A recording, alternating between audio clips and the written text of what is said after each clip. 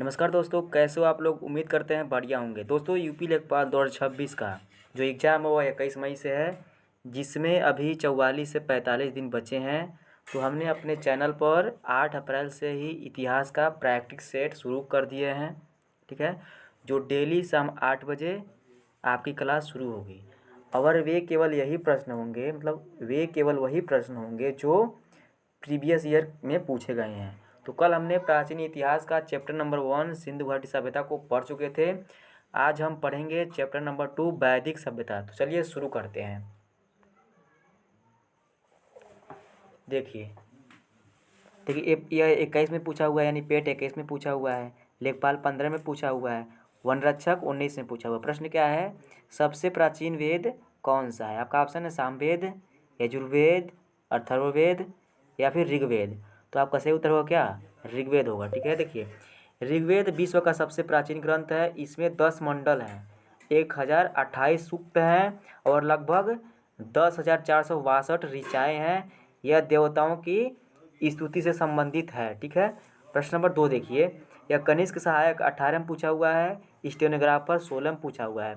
प्रश्न क्या है, प्रसिद्ध गायत्री मंत्र किस वेद से लिया गया, यानी कि प्रसिद्ध गायत्री मंत्र किस वेद से लिया गया है। तो आपका सही उत्तर हो क्या, ऋग्वेद से। ठीक है, देखिए गायत्री मंत्र ऋग्वेद के 3रे मंडल से लिया गया है। इसकी रचना महर्षि विश्वामित्र ने की थी और यह सूर्य देवता को समर्पित है। ठीक है, देखिए अगला प्रश्न देखिए, यह परिवर्तन का स्टेबल 17 में पूछा हुआ है, पेट 22 में पूछा हुआ है, लेखपाल 15 में पूछा हुआ है। प्रश्न क्या है, सत्यमेव जयते शब्द किस उपनिषद से लिया गया है। ठीक है, आपका ऑप्शन है छांदोग्य उपनिषद से, मुंडकोपनिषद से, कठोपनिषद से या फिर बृहदारण्यक उपनिषद से। ठीक है, तो आपका सही उत्तर हो गया ऑप्शन बी, मुंडकोपनिषद होगा। ठीक है, देखिए भारत का राष्ट्रीय आदर्श वाक्य सत्यमेव जयते। ठीक है, सत्यमेव जयते का अर्थ होता है सत्य की ही जीत होती है। मुंडकोपनिषद से लिया गया है। ठीक है, यानी कि जो सत्यमेव जयते है वह मुंडकोपनिषद से लिया गया है। अगला प्रश्न देखिए, यह ग्राम विकास अधिकारी 18 में पूछा हुआ है, पेट 21 में पूछा हुआ है। प्रश्न क्या है, ऋग्वैदिक काल में किस नदी को सबसे पवित्र माना गया है। आपका ऑप्शन है गंगा नदी को, यमुना नदी को, सरस्वती को या फिर सिंधु नदी को। तो आपका सही उत्तर हो क्या, सरस्वती नदी को। ठीक है, देखिए ऋग्वेद में सरस्वती नदी को सबसे पवित्र नदी माना गया है। इसे नवीनतमा कहा गया है। नवीनतमा नदीतमा नदीतमा। नदीतमा का अर्थ होता है नदियों में सबसे सर्वश्रेष्ठ। ठीक है, नेक्स्ट देखिए, यह लेखपाल 15 में पूछा हुआ है, वनरक्षक 19 में पूछा हुआ। प्रश्न क्या है, ऋग्वेद में सबसे अधिक बार किस नदी का उल्लेख हुआ है। आपका ऑप्शन है सिंधु नदी, गंगा नदी, यमुना नदी, सरस्वती नदी। तो आपका सही उत्तर हो क्या, ऑप्शन है सिंधु नदी। ठीक है, देखिए आर्यों के आर्थिक जीवन में सिंधु नदी का सर्वाधिक महत्व था, इसलिए ऋग्वेद में सबसे अधिक बार सिंधु नदी का उल्लेख किया गया है। ठीक है, प्रश्न नंबर 6 देखिए, यह लोअर पीसीएस 19 में पूछा हुआ है, अमीन परीक्षा 16 में पूछा हुआ है। प्रश्न क्या है, प्राचीन काल में रावी नदी को किस नाम से जाना जाता था। आपका ऑप्शन है शतुद्री नदी या फिर परुशरी नदी या फिर बिपाशा या फिर बीतस्ता। तो आपका सही उत्तर हो क्या, ऑप्शन बी, परुशरी नदी। ठीक है, देखिए वैदिक काल में रावी नदी को परुशरी कहा जाता था। इस नदी के तट पर प्रसिद्ध दक्षराज युद्ध यानी कि 10 राज युद्ध लड़ा गया था। ठीक है, प्रश्न नंबर 7 देखिए, यह पेट 22 में पूछा हुआ है, कनिष्क सहायक 18 में पूछा हुआ है। प्रश्न क्या है, भारतीय संगीत का जनक किस वेद को कहा जाता है। आपका ऑप्शन है ऋग्वेद को, यजुर्वेद को, सामवेद को या फिर अथर्ववेद को। तो आपका सही उत्तर हो क्या, ऑप्शन सी, सामवेद को। ठीक है, देखिए सामवेद में यज्ञों के अवसर पर गाए जाने वाले मंत्रों का संग्रह है। ठीक है, यानी कि सामवेद में यज्ञों के अवसर पर गाए जाने वाले मंत्रों का संग्रह है। इसे भारतीय संगीत का मूल या जनक माना जाता है। ठीक है, प्रश्न नंबर 8 देखिए, यह लेखपाल 15 में पूछा हुआ है, ग्राम विकास अधिकारी 16 में पूछा हुआ है। प्रश्न क्या है, जादू टोना रोग निवारण और वशीकरण का वर्णन किस वेद में मिलता है। आपका ऑप्शन अथर्ववेद में, सामवेद में, ऋग्वेद में या फिर यजुर्वेद में? तो आपका सही उत्तर हो क्या ऑप्शन ए अथर्ववेद में, जो क्या हुआ सबसे लास्ट में लिखा गया था। देखिए 1 मिनट रुकिए, देखिए अथर्ववेद सबसे बाद का वेद है। इसमें जादू टोना मंत्र तंत्र यानी कि तंत्र मंत्र औषधियों और रोग निवारण के तरीकों का विस्तार से वर्णन है। किसमें? अथर्ववेद में, ठीक है, अथर्ववेद में। प्रश्न नंबर 9 देखिए, यह पेट 21 में पूछा हुआ है, स्टेनोग्राफर 16 में पूछा हुआ है। प्रश्न क्या है? गद्य और पद दोनों में रचित वेद कौन सा है? यानी कि ऐसा वेद जो दोनों में लिखा गया है, यानी गद्य में भी और पद में भी। आपका ऑप्शन है ऋग्वेद, यजुर्वेद, सामवेद, अथर्ववेद। तो आपका सही उत्तर होगा क्या ऑप्शन बी होगा। क्या होगा? ऑप्शन बी यजुर्वेद, ठीक है, ऑप्शन बी आपका यजुर्वेद होगा। देखिए यजुर्वेद यज्ञ के नियमों और विधानों का संग्रह है।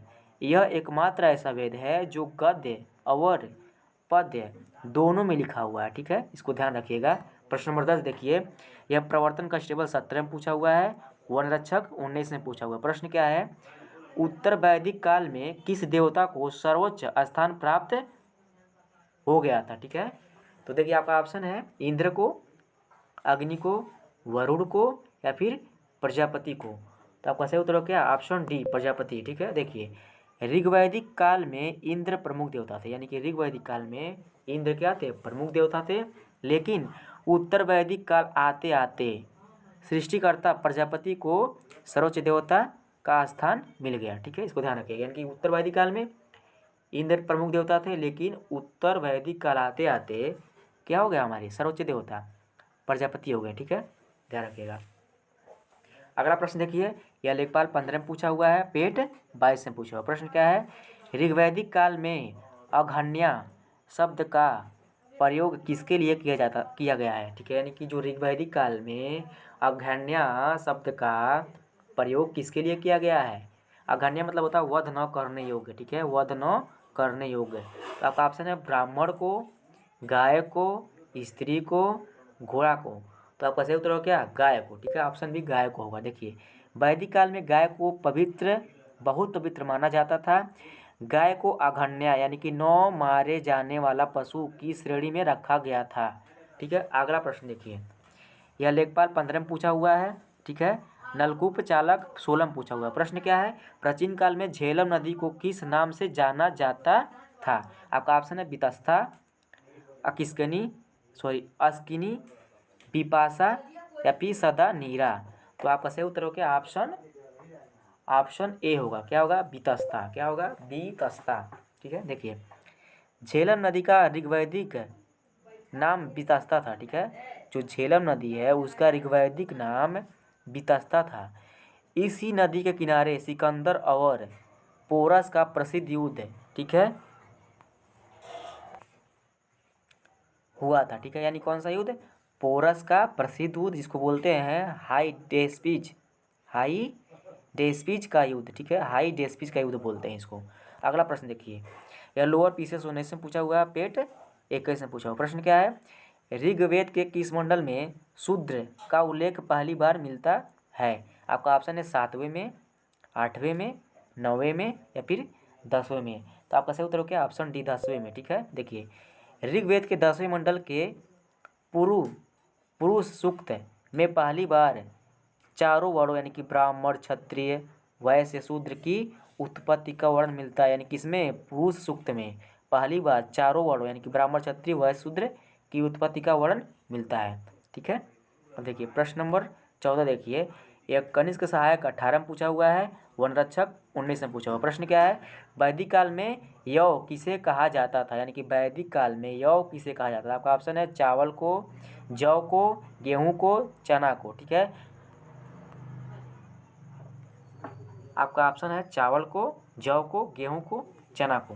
तो आपका सही उत्तर हो क्या? ऑप्शन बी होगा। क्या होगा? जौ होगा। यानी कि जो यौ है उसको, मतलब जौ को ही यौ बोला जा रहा था, ठीक है, किसमें? वैदिक काल में, यानी जो जौ होता है उसको यौ बोला गया था उसमें, ठीक है। अगला प्रश्न देखिए, यह पेट 22 में पूछा हुआ है, अमीन परीक्षा 16 में पूछा हुआ। प्रश्न क्या है? उत्तर वैदिक काल में किस धातु की खोज हुई जिसने कृषि में क्रांति ला दी? यानी कि उत्तर वैदिक काल में किस धातु की खोज हुई जिसने कृषि में क्रांति ला दी, ठीक है। आपका ऑप्शन है तांबा, कांसा, लोहा या फिर सोना। तो आपका सही उत्तर हो गया ऑप्शन सी लोहा। ठीक है, ऑप्शन सी लोहा। देखिए उत्तर वैदिक काल यानी कि जो लगभग 1000 ईपू में था में लोहे की खोज हुई, जिसे श्याम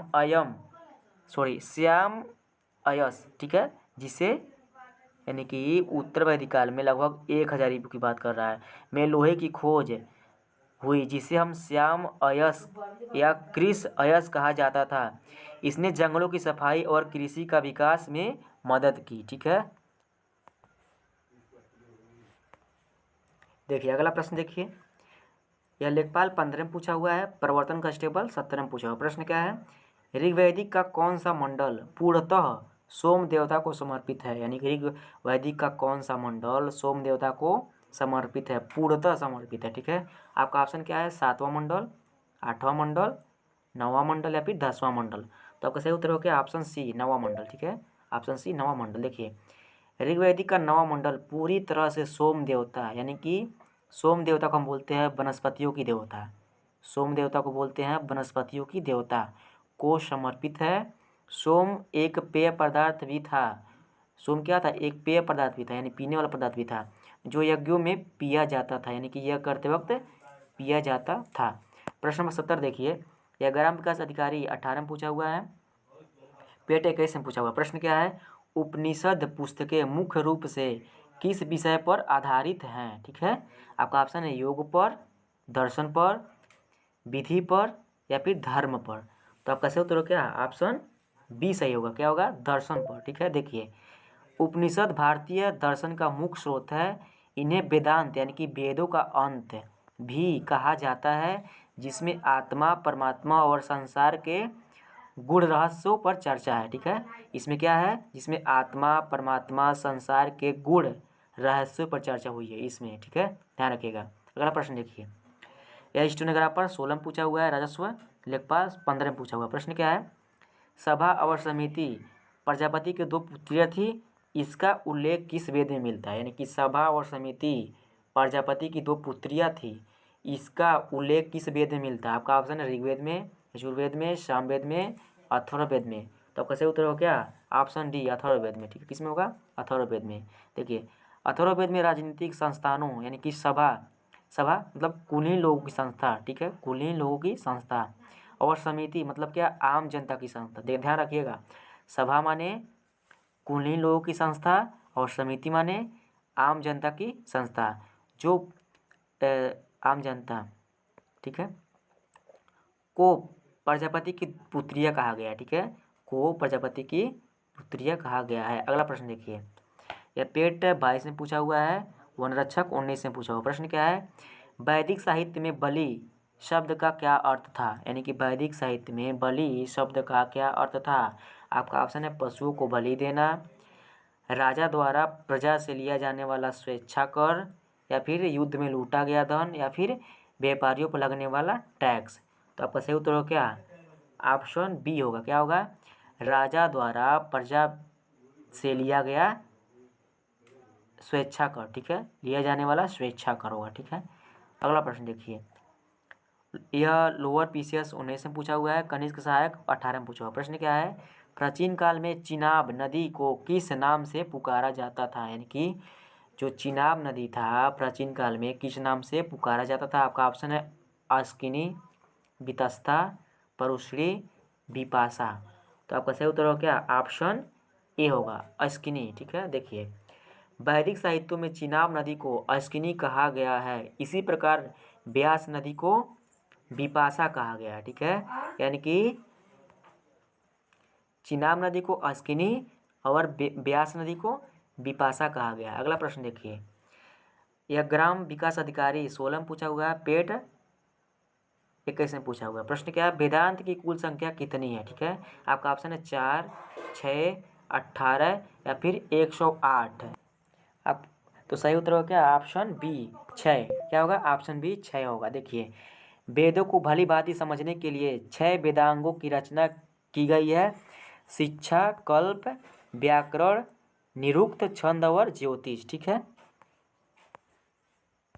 अगला प्रश्न देखिए, लेखपाल 15 में पूछा हुआ है, प्रवर्तन कांस्टेबल 17 में पूछा हुआ प्रश्न क्या है, पुराणों की कुल संख्या कितनी मानी जाती है, यानी कि पुराणों की कुल संख्या कितनी मानी जाती है। आपका ऑप्शन है 12, 16, 18 या फिर 24। तो आपका सही उत्तर हो गया ऑप्शन सी 18 होगा। देखिए, भारतीय ऐतिहासिक कथाओं पर क्रमबद्ध विवरण पुराणों में मिलता है, ठीक है। इनकी संख्या 18 है, जिसमें मत्स्य पुराण सबसे प्राचीन और प्रामाणिक है, ठीक है। यानी कि जो मत्स्य पुराण है, ठीक है, ये सबसे प्राचीन और प्रामाणिक है, ध्यान रखिएगा।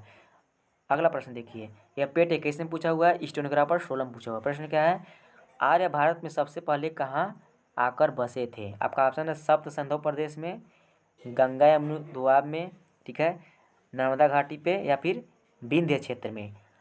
तो आपका सही उत्तर हो क्या, ऑप्शन सी होगा, कहाँ, नर्मदा घाटी पे। सॉरी, ऑप्शन ए होगा, क्या होगा, ऑप्शन ए, सिंधु, सप्त सिंधु प्रदेश में, ठीक है। ऑप्शन ए होगा सप्त सिंधु प्रदेश में। देखिए, मैक्स मुलर के अनुसार आर्य मध्य एशिया से आए थे, ठीक है।